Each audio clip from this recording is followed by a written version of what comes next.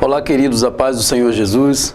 É um prazer poder estar aqui no programa A Voz da Assembleia de Deus. Abraçar com carinho ao pastor presidente, pastor Carlos Natalino. Com essa oportunidade, eu quero lhes trazer uma palavra. Palavra essa que está escrita no Evangelho de Jesus, escrito por Mateus, no capítulo 16, no versículo 13 de Mateus, está escrito: Chegando Jesus às partes de Cesareia de Filipe, indagou aos seus discípulos, dizendo: Quem dizem os homens ser o Filho do Homem? Eles responderam: uns João Batista, outros Elias, outros Jeremias, ou um dos profetas. Disse-lhe Jesus: E vós, quem dizeis que sou?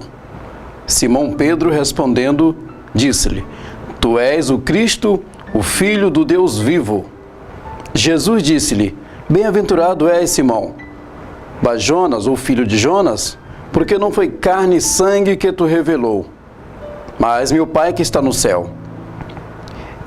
Também eu te digo que tu és Pedro, e sobre esta pedra edificarei a minha igreja, e as portas do inferno não prevalecerão contra ela. Eu te darei a chave dos céus, e tudo o que ligares na terra será ligado nos céus.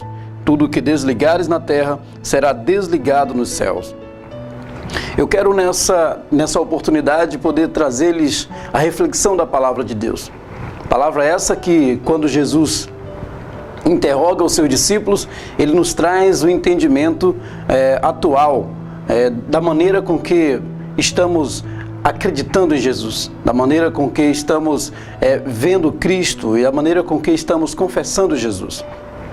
A palavra de Jesus naquele dia estava reunido com os seus discípulos e a pergunta dele foi direcionada àqueles que estavam ali seguindo, àqueles que acreditavam nele. E quando ele pergunta, ele diz: O que dizeis vós, seu filho do homem? Ele estava dizendo: O que estão dizendo de mim? O que estão dizendo que eu sou? E os discípulos responderam: uns dizem que tu és Elias, outros dizem que tu és Jeremias, ou outros dizem que tu és João Batista, ou algum dos profetas. No meu entendimento, Jesus não ficou alegre e deu até uma certa tristeza no coração, porque no momento em que ele pergunta aos discípulos a seu respeito, eles trazem a identidade e o nome de outros para substituir Jesus. Na verdade, Jesus ele estava perguntando a seu respeito e ele queria ouvir uma confissão a seu respeito, mas os discípulos que estavam ali, eles responderam trazendo outros. Falar dos outros era de pessoas que já haviam morrido, tinham marcado história. Elias marcou história, foi o homem que restaurou o ministério profético. Jeremias é o sinônimo, é a referência do aquebrantamento e das lindas revelações, como a revelação do oleiro, vaso e oleiro. O João Batista foi aquele mencionado por Jesus que dos nascidos de mulher não teve nenhum profeta maior que ele. Pois é, eram pessoas que tinham marcado histórias, mas todos eles apontavam para Jesus. Todos esses profetas, eles apontavam para Cristo. E naquele momento Jesus pergunta e os discípulos trouxeram a identidade de outros e não de Cristo. E então ele pergunta de novo, ele diz: Mas e vós, quem dizeis que eu sou? Em outras palavras, Jesus estava dizendo: Eu não estou perguntando o que os outros dizem, eu quero saber o que vocês estão dizendo pelo que estão vendo. E aí Pedro diz: Tu és o Cristo, o Filho do Deus vivo. Quando na verdade Pedro responde, ele alegra o coração de Jesus. Porque na verdade era tudo que Jesus queria ouvir. Alguém que confessasse o seu nome. E Pedro fez aquilo com muito entusiasmo. Ele disse: Tu és o Cristo, o Filho do Deus vivo.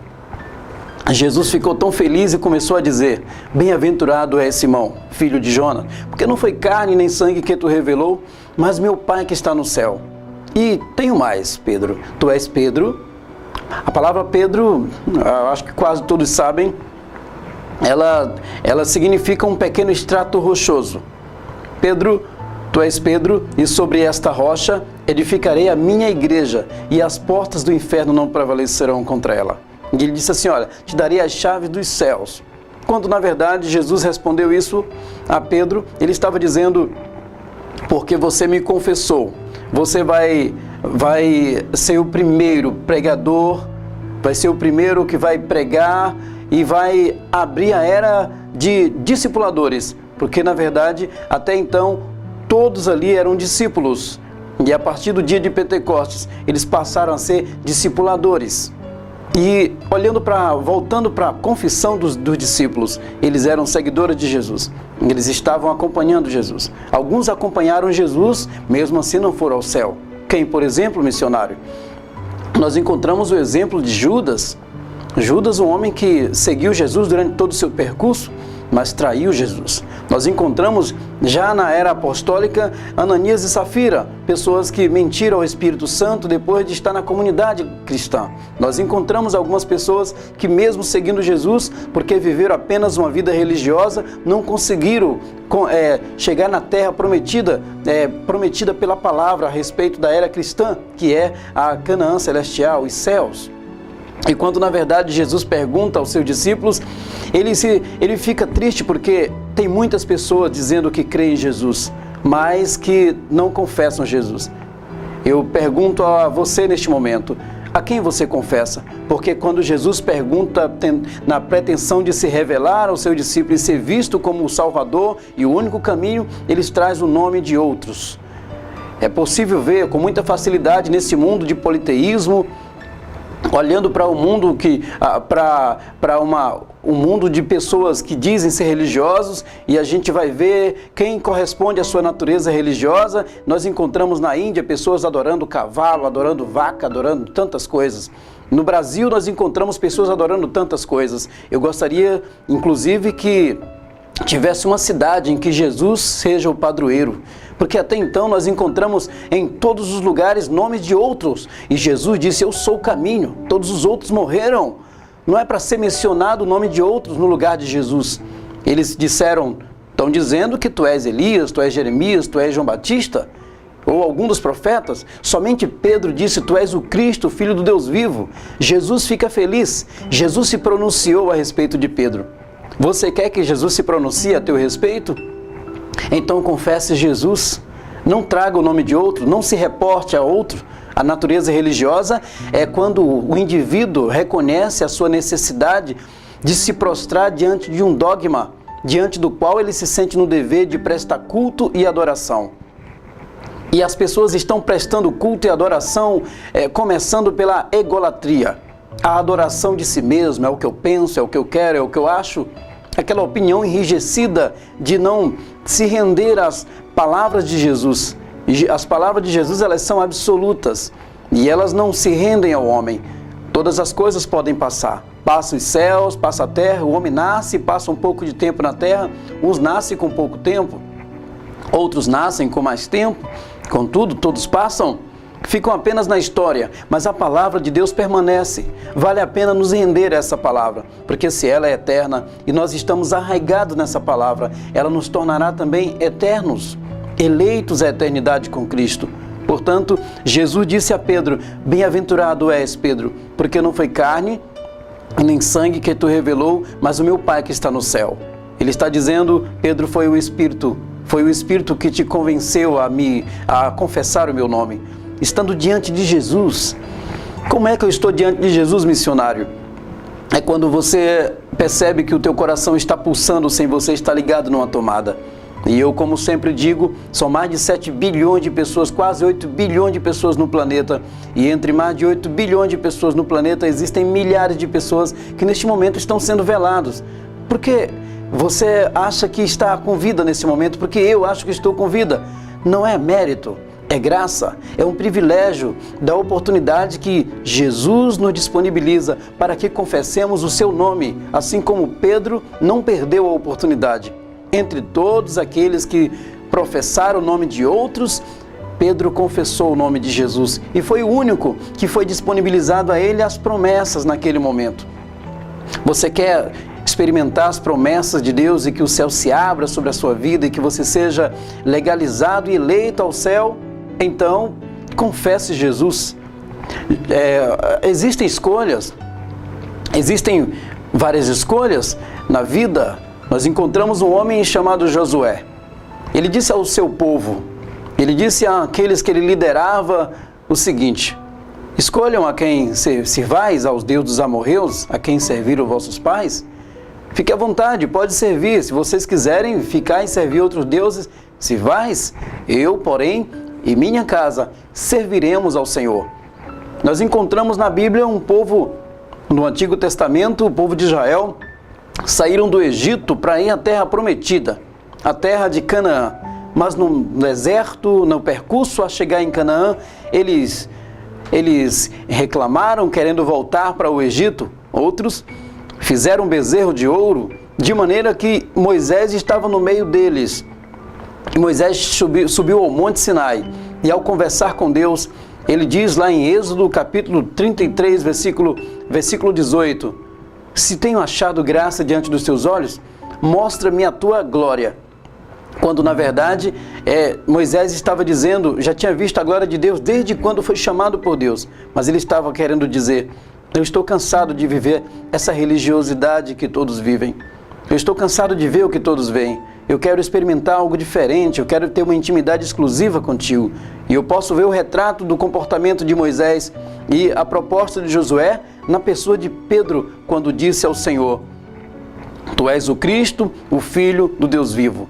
Ele estava se propondo a sofrer como sofreu, a muitas coisas, em função do amor de Deus. Jesus uma certa vez diz: Pedro, tu me amas? Pedro ficou constrangido, porque ele perguntou 3 vezes: tu me amas, Pedro? Então apacenta o meu rebanho. Quando ele falou isso a Pedro, Jesus sabia que o coração de Pedro era um coração convicto, que não era suscetível a, diante de Jesus, querer olhar para homens. Jesus não quer que a identidade de homens apareçam nele. Há muitos querendo aparecer em Jesus, mas Jesus é que quer aparecer em nós, através do nosso caráter. Então que nessa oportunidade você tenha esse entendimento. E eu quero propor a você neste momento, você que tem vivido uma vida religiosa confusa, não sabe a quem serve, não sabe a quem se reporta. A palavra do Senhor diz assim, Jesus declarou dizendo: eu sou o caminho, a verdade e a vida, e ninguém vem ao Pai senão por mim. João capítulo 8, versículo 36, Jesus foi bem enfático em dizer: e se pois o Filho vos libertar, verdadeiramente sereis livres. Romanos capítulo 10, versículo 9 a 10 diz: a saber, se com a tua boca confessar, com o coração crer que Deus ressuscitou Jesus dentre os mortos, será salvo. Porque com o coração se crê para a justiça e com a boca se confessa a respeito da salvação. Confesse Jesus como Senhor de sua vida. Eu quero estar orando por você. Eu quero estar abençoando a sua vida.